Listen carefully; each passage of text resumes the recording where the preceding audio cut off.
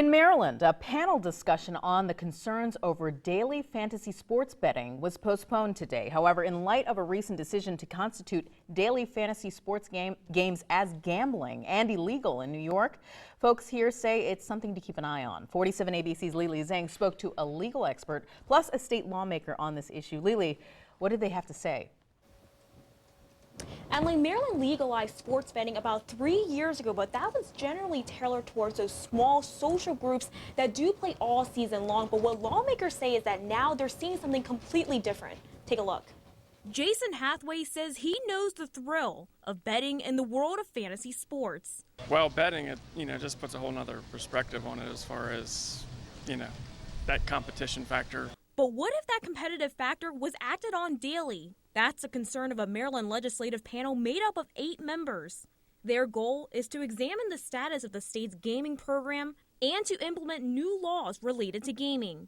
Maryland Comptroller Peter Francho says the explosive popularity of daily fantasy sports betting sites like FanDuel and DraftKings is why the state needs to eye regulation. We're talking about people putting thousands of dollars into betting action that can be very repetitive, every day instead of once a season. And so people can quickly get into financial trouble. Which is why he says the state needs to take a look at how legal these operations are. It's almost identical to in March and April when people have their basketball brackets that go passed around. Typically, that's not legal. Now, is the state going to regulate that aggressively or prosecute people for their office pool? Probably not. Luke Rommel, an attorney in Salisbury, says these daily fantasy games have been defined as games of skill, which is why they are considered legal in Maryland. Even so, Comptroller Francho says any oversight on sports betting needs to be looked at from the perspective of the citizens. We want to make sure these companies are legal. We want to make sure that Marylanders, there are probably hundreds of thousands of them who are betting on these internet sites, that they're protected so they're not just getting ripped off.